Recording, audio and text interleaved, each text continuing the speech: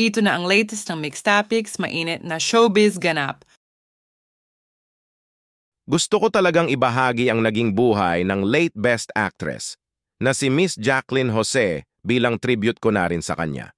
Bilang isang tagahanga niya dahil isa siya sa mga humbled na artista, mahusay at down-to-earth na tao, tara umpisahan na po natin.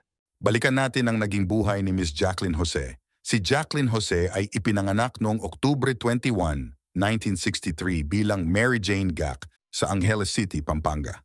Siya ang pangalawa sa 6 na magkakapatid na kinabibilangan ni Veronica Jones, isang artista noong 1970s at 1980s.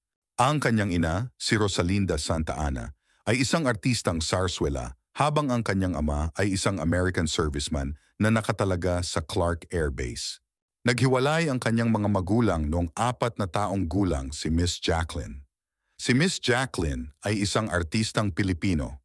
Siya ay may 2 anak sina Andy Eigenman at Gwen Garimond. Ipinanganak si Andy noong 1990 at siya ay 34, isang 34 anyos na Instagram influencer na may 4.1 million followers. Bukod pa rito, nagkaroon siya ng anak na si Gwen noong 1999. Ang anak niyang si Gwen ay isang True Faith, Zaga at The Dawn Band's guitarist. Higit pa rito, si Gwen ay 25 years old at nagsusumikap upang makamit ang isang pangalan sa industriya ng musika. Besides that, Jacqueline met her partner Mark Hill, a Filipino actor in 1988 on the movie sets of Itanong Mo sa Buwan. Sina Jacqueline at Mark ay responsable sa pagiging magulang ng kanilang mga anak. Si Miss Jacqueline ay kilala sa kanyang magkasalungat na papel sa mga pelikula at soap opera.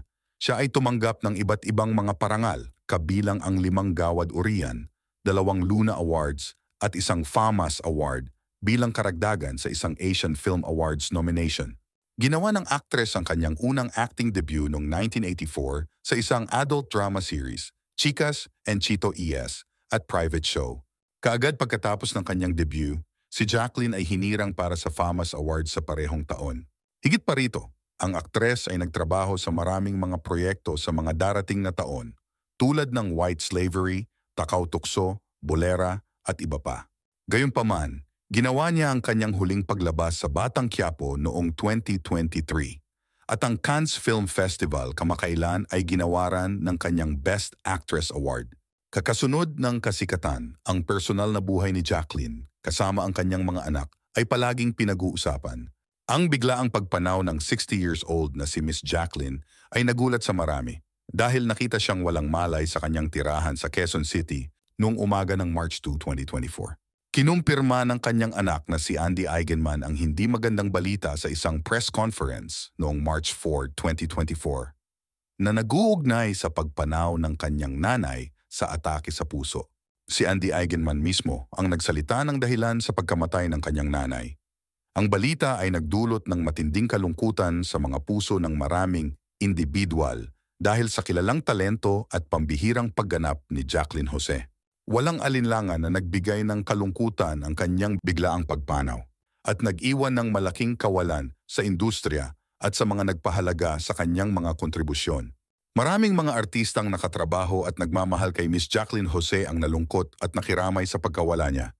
Gayunpaman, hindi malilimutan ng Filipino entertainment industry si Jacqueline Jose bilang ang pinakamaimpluwensyang actress. Maraming salamat Miss Jacqueline Jose sa ipinamalas mong talento bilang isang magaling na artist sa maraming Pilipino. Hindi ka namin makakalimuta. Rest in peace.